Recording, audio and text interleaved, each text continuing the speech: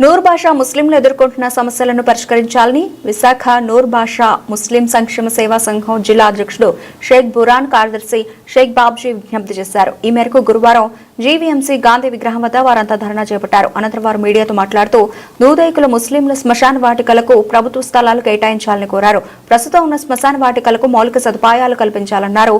మాంసం దుకాణ వ్యాపారులకు అందుబాటులో మేకల కళేబరాలు ఏర్పాటు చేయాలని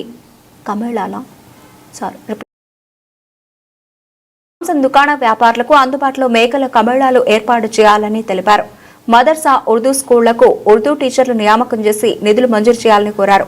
అనంతరం జీవీఎంసీ కమిషనర్ కి సమస్యలను పరిష్కరించాలని వినతిపత్రం అందజేశారు. ధర్నాలో సంఘ నాయకులు షేక్ రహమాన్, షేక్ బుర్హాన్, షేక్ నాగూర్, మదీనా, సుభాష్, యాసిన్ సభ్యులు అధిక సంఖ్యలో పాల్గొన్నారు.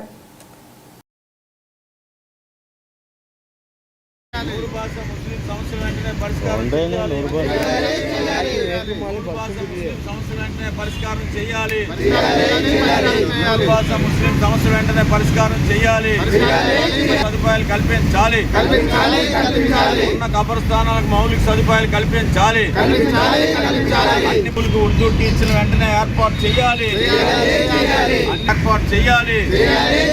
మేకలు కోసుకోవడానికి మేకల కబ్జా ముస్లిం ఐక్యత.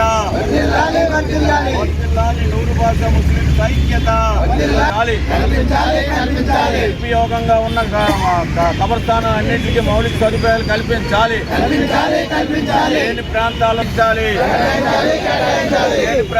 స్థలాలు కేటాయించి నిధులు కేటాయించాలి. నూరు భాష ముస్లిం ఐక్యత. ఈరోజు భారతదేశ వ్యాప్తంగా ముస్లింస్ అనేవారు 15% అనేది ఉన్నారు. భారతదేశ స్వాతంత్ర సంగ్రామంలో ఆనాడు ముస్లింస్ అనేది కీలక పాత్ర పోషించి పెద్ద ఎత్తున ఉద్యమ పోరాటం అనేది చేశారు. చాలా మంది అమరులయ్యారు. ఈరోజు విశాఖ ఉమ్మడి జిల్లాలు చూసుకుంటే 25 లక్షల మంది దాకా కూడా ఈరోజు మరి నూరు భాషీలు అనేది ఉన్నారు. వీళ్ళు ఎక్కువ మంది అనేది మటన్ వ్యాపారం అనేది చేస్తూ ఉంటారు. ఈ మటన్ వ్యాపారం చేసేటప్పుడు అప్పుడు కమేలు అనేది మేకల కమేలు ఇక్కడే మన ఆసిల్మేట్ జంక్షన్ లో ఉండేది. అప్పుడు మున్సిపాలిటీలు ఉన్నది కార్పొరేషన్ అయిన తర్వాత దీన్ని తీసుకుని వెళ్ళి హనుమంతరావు జంక్షన్ లో పెట్టారు. పెట్టిన తర్వాత ఈ మేకలను అనేది కొయ్యడానికి వెళ్ళేటప్పుడు మరి అర్ధరాత్రి ఆదివారం అయితే శనివారం అర్ధరాత్రి 2 గంటలకు వెళ్తే గానీ ఆ మేకలు అనేది కట్ చేసి మళ్ళీ ఇక్కడ తెచ్చి ఇక్కడ షాపులోనే అమ్మే పరిస్థితి అనేది లేదు. కాబట్టి చాలా తెల్లవారు తొందరగా వెళ్లే పరిస్థితి ఉంది.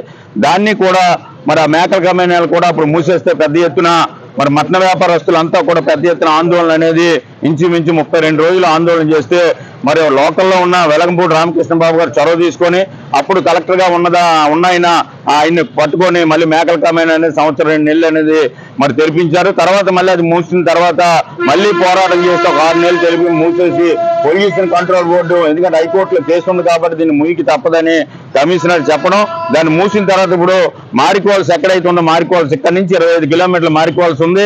వీళ్ళు అర్ధరాత్రి 2 గంటలు బయలుదేరి వెళ్ళేటప్పుడు ప్రమాదాలు కూడా జరుగుతున్నాయి. కాబట్టి ఈరోజు మాంసం అనేది చాలా పౌష్టికాహారం కాబట్టి ప్రజలందరికీ అందుబాటులో కావాలి. కాబట్టి దానికి సంబంధించి ఉన్న మేకల కమ్మేళ ఏదైతే ఉందో దాన్ని అందుబాటులో ఆనాడు అన్నాద్ మన ఏదైతే కమిషనర్ అన్నాద్ గారు ఎవరైతే ఉన్నారో అయినా మరి ఇక్కడ ఏదైతే ఆరులో ముడసల్లో ఇస్తానన్నారు దానికి 2 ఎకరాలు ఉంటే చాలు.